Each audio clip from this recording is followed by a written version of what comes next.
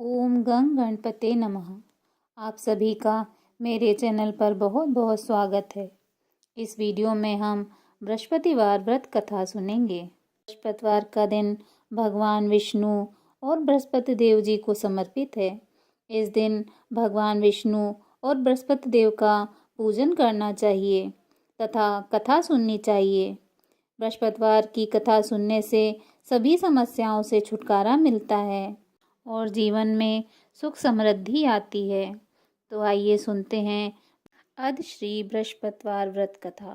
भारतवर्ष में एक प्रतापी और दानी राजा राज्य करता था। वह नित्य गरीबों और ब्राह्मणों की सहायता करता था। यह बात उसकी रानी को अच्छी नहीं लगती थी।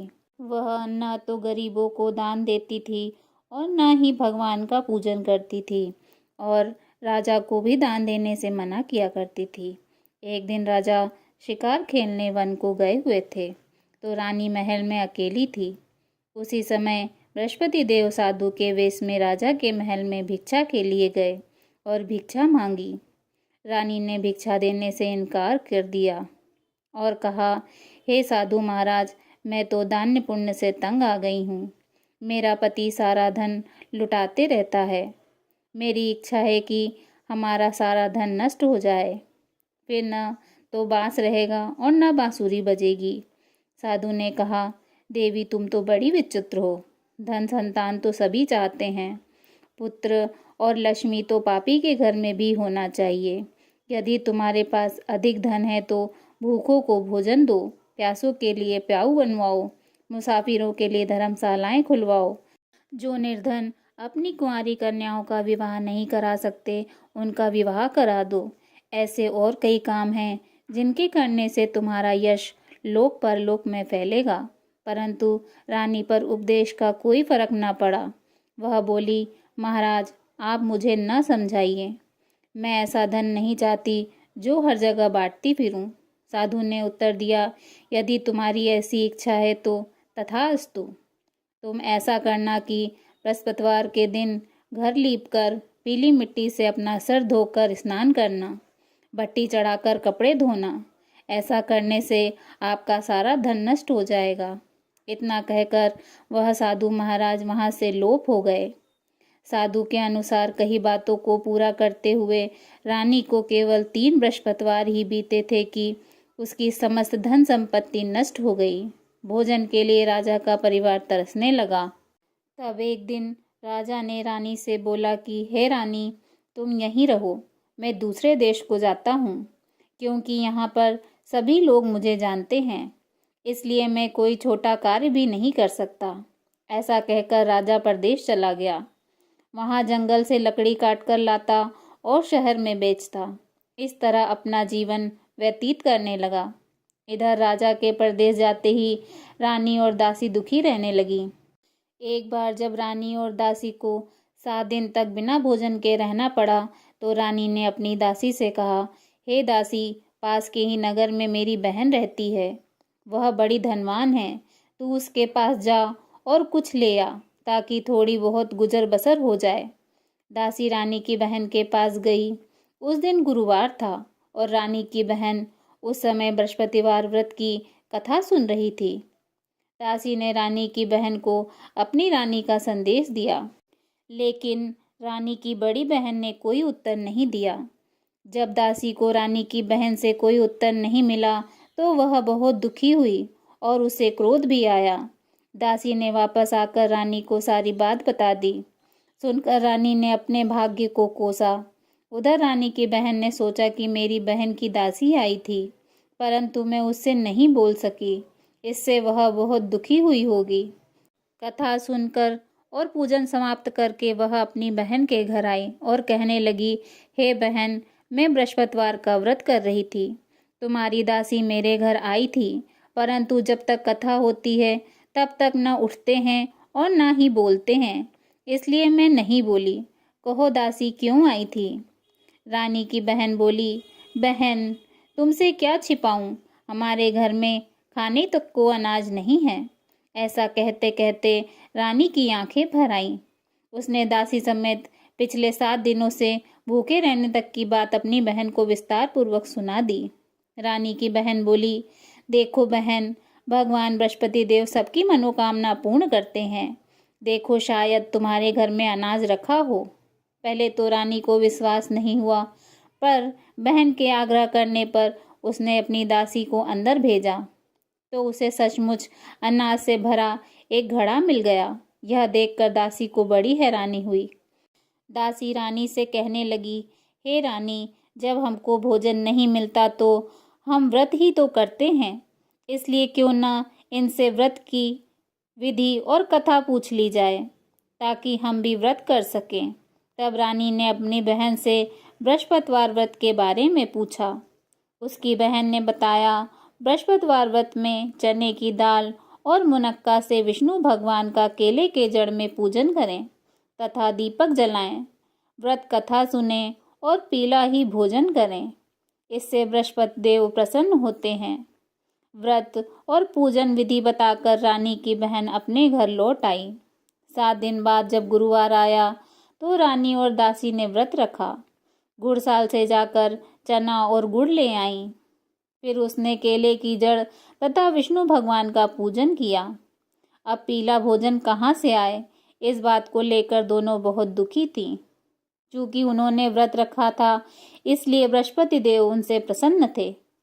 इसीलिए वे एक साधारण व्यक्ति का रूप धारण कर 2 थालों में सुंदर पीला भोजन दासी को दे गए। भोजन पाकर दासी प्रसन्न हुई और फिर रानी के साथ मिलकर भोजन ग्रहण किया। उसके बाद वे सभी गुरुवार को व्रत और पूजन करने लगी। बृहस्पति भगवान की कृपा से उनके पास फिर से धन संपत्ति आ गई, परंतु रानी फिर से पहले की तरह आलस करने लगी। तब दासी बोली, देखो रानी, तुम पहले भी इसी प्रकार आलस्य करती थी। तुम्हें धन रखने में कष्ट होता था, इसी कारण से सभी धन नष्ट हो गया, और अब जब भगवान बृहस्पति देव की कृपा से धन मिला है तो तुम्हें फिर से आलस्य होता है। रानी को समझाते हुए दासी कहती है कि बड़ी मुसीबतों के बाद हमने यह धन पाया है, इसलिए हमें दान पुण्य करना चाहिए, भूखे मनुष्यों को भोजन कराना चाहिए और धन को शुभ कार्यों में खर्च करना चाहिए, जिससे तुम्हारे कुल का यश बढ़ेगा, स्वर्ग की प्राप्ति होगी और पितर प्रसन्न होंगे। दासी की बात मानकर रानी अपना धन शुभ कार्यों में खर्च करने लगी, जिससे पूरे नगर में उसका यश फैलने लगा। एक दिन राजा दुखी होकर जंगल में पेड़ के नीचे आसन जमाकर बैठ गया। वह अपनी दशा को याद करके व्याकुल होने लगा। बृहस्पतिवार का दिन था। एकाएक उसने देखा कि निर्जन वन में एक साधु प्रकट हुए हैं। वह साधु वेश में स्वयं बृहस्पति देवता थे। लकड़हारे के सामने आकर बोले, हे लकड़हारे, इस सुनसान जंगल में तू किस चिंता में बैठा है? लकड़हारे ने दोनों हाथ जोड़कर प्रणाम किया और उत्तर दिया, महात्मा जी, आप सब कुछ जानते हैं, मैं क्या कहूँ। यह कहकर रोने लगा और साधु को अपनी आत्मकथा सुनाई। महात्मा जी ने कहा, तुम्हारी स्त्री ने बृहस्पति के दिन बृहस्पति भगवान का निरादर किया है, जिसके कारण रुष्ट होकर उन्होंने तुम्हारी यह दशा कर दी। अब तुम चिंता को दूर कर कर मेरे कहने पर चलो तो तुम्हारे सब कष्ट दूर हो जाएंगे और भगवान पहले से अधिक संपत्ति देंगे। तुम बृहस्पति के दिन कथा किया करो। 2 पैसे के चने मुनक्के लाकर उनका प्रसाद बनाओ और शुद्ध जल से लोटे में शक्कर मिलाकर अमृत तैयार करो। कथा के पश्चात अपने सारे परिवार और सुनने वाले प्रेमियों में अमृत व प्रसाद बांटकर आप भी ग्रहण करो। ऐसा करने से भगवान तुम्हारी सब मनोकामनाएं पूरी करेंगे। साधु के ऐसे वचन सुनकर लकड़हारा बोला, हे प्रभु, मुझे लकड़ी बेचकर इतना पैसा नहीं मिलता जिससे भोजन के उपरांत कुछ बचा सकूं। मैंने रात्रि में अपनी स्त्री को व्याकुल देखा है। मेरे पास कुछ भी नहीं है जिससे मैं उसकी खबर मंगा सकूं। साधु ने कहा, हे लकड़हारे, तुम किसी बात की चिंता मत करो। बृहस्पति के दिन तुम रोजाना की तरह लकड़ियां लेकर शहर को जाओ। तुमको रोज से दुगना धन प्राप्त होगा, जिससे तुम भली भांति भोजन कर लोगे तथा बृहस्पति देव की पूजा का सामान भी आ जाएगा। इतना कहकर साधु अंतर ध्यान हो गए। धीरे धीरे समय व्यतीत होने पर फिर वही बृहस्पतिवार का दिन आया। लकड़हारा जंगल से लकड़ी काटकर किसी शहर में बेचने गया। उसे उस दिन और दिनों से अधिक पैसा मिला। राजा ने चना गुड़ आदि लाकर गुरुवार का व्रत किया।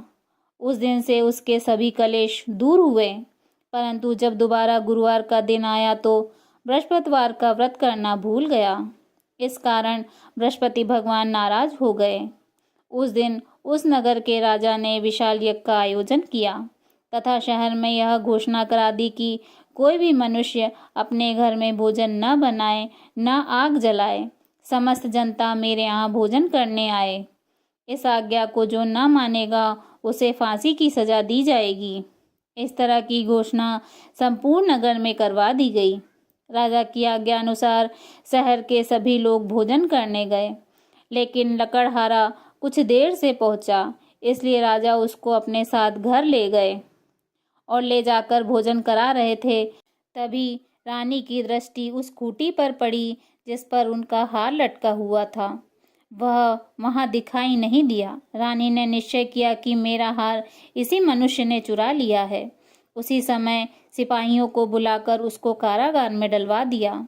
जब लकड़हारा कारागार में पड़ गया और वह बहुत दुखी होकर यह विचार करने लगा कि न जाने कौन से पूर्व जन्म के कर्म से मुझे यह दुख प्राप्त हुआ है, और उसी साधु को याद करने लगा जो जंगल में मिला था।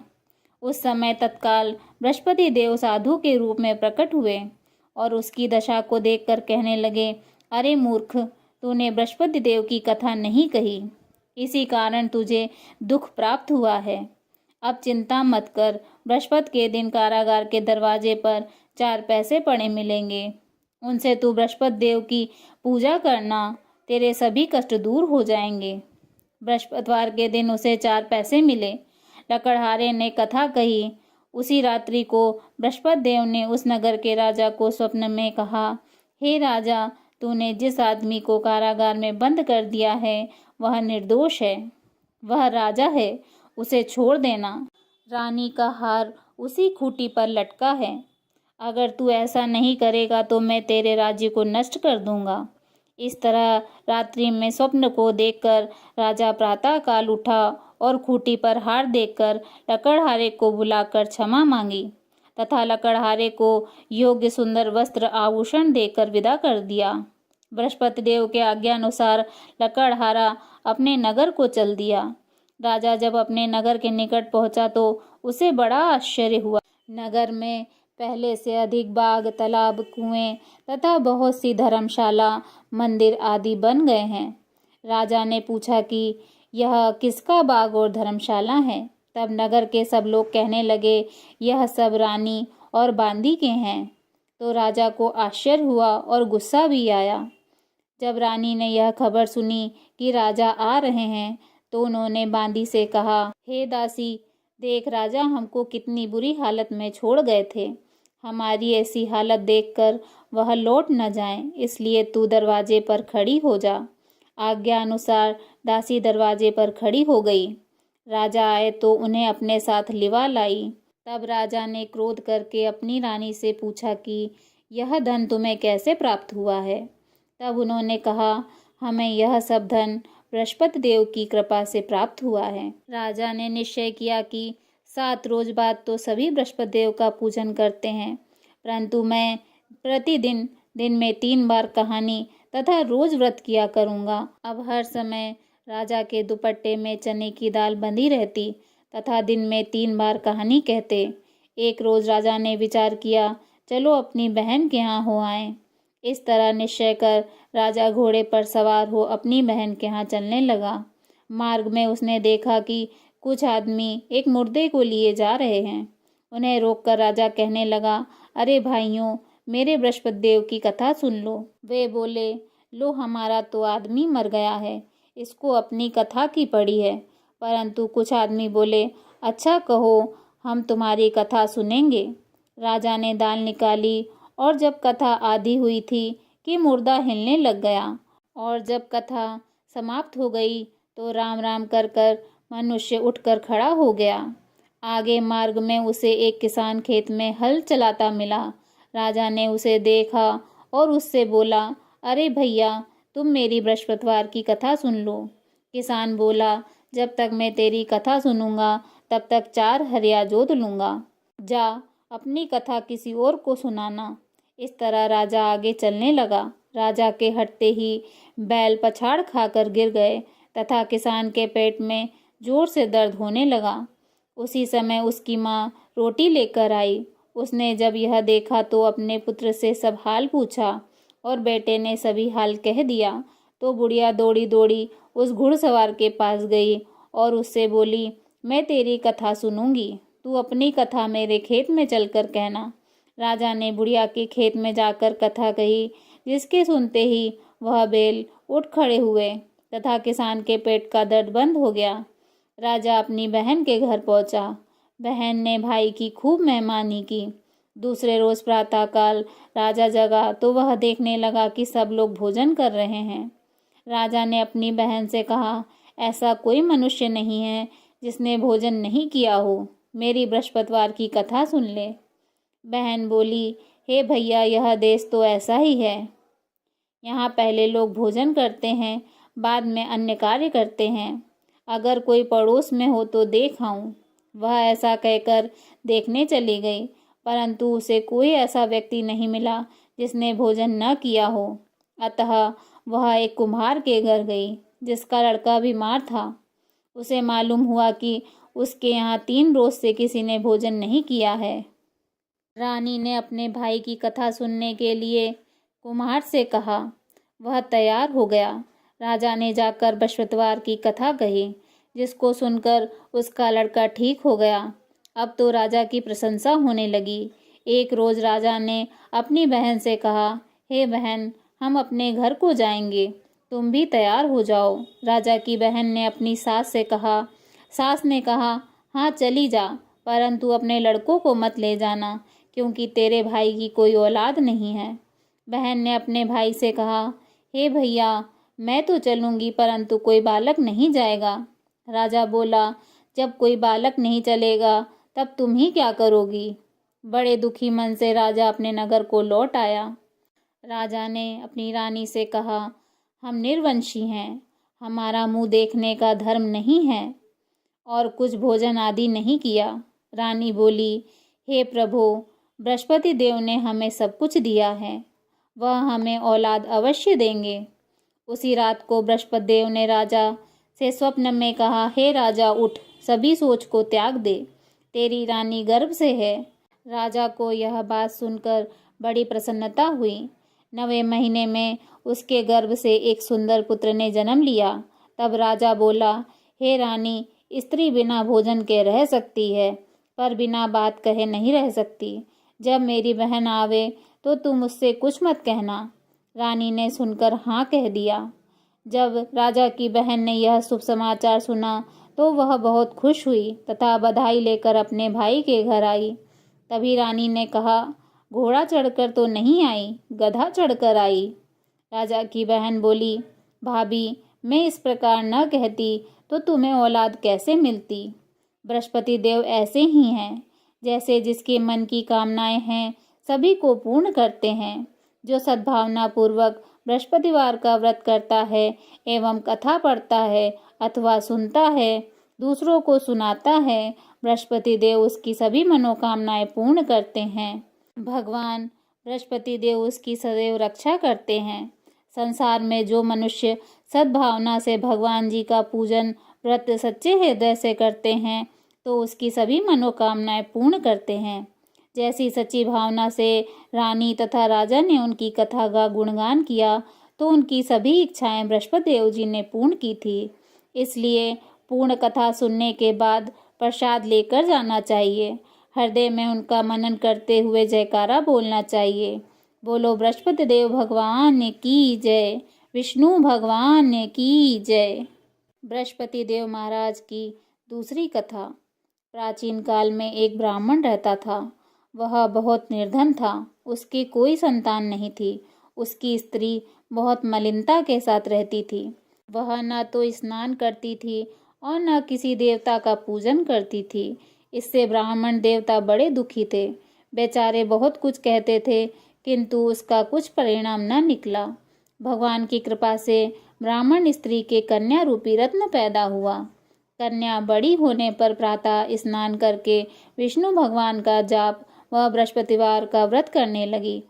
अपने पूजन पाठ को समाप्त करके विद्यालय जाती तो अपनी मुट्ठी में जौ भर के ले जाती और पाठशाला के मार्ग में डालती जाती। जब वे जौ स्वर्ण के हो जाते तो लौटते समय उनको बिनकर घर ले आती थी। एक दिन वह बालिका सूप में सोने के जौ को फटक कर साफ कर रही थी कि उसके पिता ने देख लिया और कहा, हे बेटी, सोने के जौ के लिए सोने का सूप होना चाहिए। दूसरे दिन बृहस्पतिवार था। इस कन्या ने व्रत रखा और बृहस्पति देव से प्रार्थना करके कहा, मैंने आपकी पूजा सच्चे मन से की हो तो मेरे लिए सोने का सूप दे दो। बृहस्पति देव ने उसकी प्रार्थना स्वीकार कर ली। रोजाना की तरह वह कन्या जौ फैलाती हुई जाने लगी।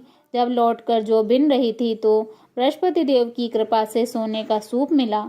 उसे वह घर ले आई और उससे जौ साफ करने लगी, परंतु उसकी माँ का वही ढंग रहा। एक दिन की बात है कि वह कन्या सोने के सूप में जौ साफ कर रही थी। उसी समय उस शहर का राजपुत्र वहां से होकर निकला। इस कन्या के रूप और कार्य को देखकर मोहित हो गया तथा अपने घर आकर भोजन तथा जल त्याग कर उदास होकर लेट गया। राजा को इस बात का पता लगा तो वह अपने मंत्री के साथ उसके पास गए और बोले, हे बेटा, तुम्हें किस बात का कष्ट है? किसी ने अपमान किया है अथवा और कोई अन्य कारण हो सो कहो, मैं वही कार्य करूँगा जिससे तुम्हें प्रसन्नता हो। अपने पिता की राजकुमार ने बातें सुनी तो वह बोला, मुझे आपकी कृपा से किसी बात का दुख नहीं है। किसी ने मेरा अपमान नहीं किया, परंतु मैं उस लड़की के साथ विवाह करना चाहता हूँ जो सोने के सूप में जौ साफ कर रही थी। यह सुनकर राजा आश्चर्य में पड़ गए और बोले, हे बेटा, इस तरह की कन्या का पता तुम ही लगाओ, मैं उसके साथ तुम्हारा विवाह अवश्य ही करवा दूंगा। राजकुमार ने उस लड़की के घर का पता बतलाया। तब मंत्री उस लड़की के घर गए और ब्राह्मण देवता को सभी हाल बतलाया। ब्राह्मण देवता राजकुमार के साथ अपनी कन्या का विवाह करने के लिए तैयार हो गए तथा विधि विधान के अनुसार ब्राह्मण की कन्या का विवाह राजकुमार के साथ हो गया। कन्या के घर से जाते ही पहले की भांति उस ब्राह्मण देवता के घर गरीबी का निवास हो गया। अब भोजन के लिए भी अन्न बड़ी मुश्किल से मिलता था। एक दिन दुखी होकर ब्राह्मण देवता अपनी पुत्री के पास गए। बेटी ने पिता की दुखी अवस्था को देखा और अपनी माँ का हाल पूछा।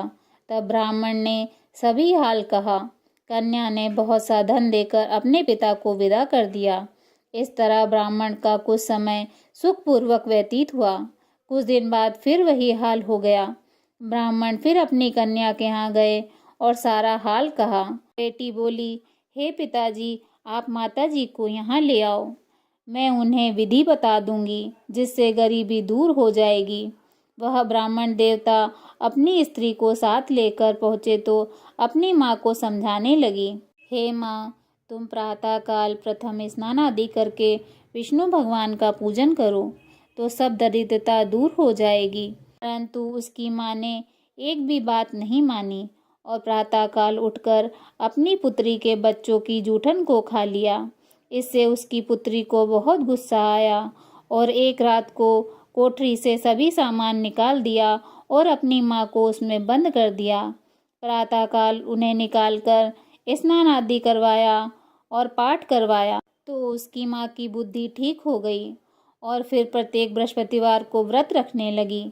इस व्रत के प्रभाव से उसकी माँ बाप बहुत ही धनवान और पुत्रवान हो गए और बृहस्पति जी के प्रभाव से इस लोक के सुखों को भोगकर स्वर्ग को प्राप्त हो गए। बोलिए विष्णु भगवान की जय, बृहस्पति देव महाराज की जय।